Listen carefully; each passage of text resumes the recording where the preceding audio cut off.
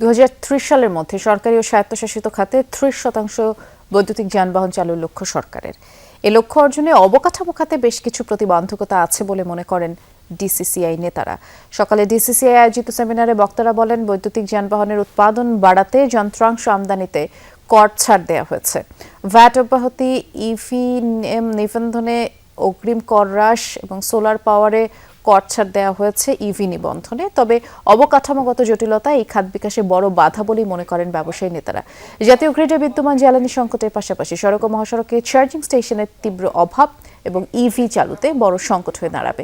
এছাড়া উচ্চ প্রাথমিক মূল্য এবং ব্যাটারি রিসাইক্লিং ইকোসিস্টেম না থাকায় বৈদ্যুতিক গাড়ির ব্যবহার বৃদ্ধির পরিকল্পনা বাস্তবায়ন কঠিন বলেই মনে করেন ডিসিসিআই সভাপতি। লোকাল ইভিস ম্যানুফ্যাকচারিং এবং ই-ব্যাক অ্যাসেম্বলিং এর জন্য কর অব্যাহতি সুবিধা 2031 সালের 30 জুন পর্যন্ত বাড়ানো হয়েছে।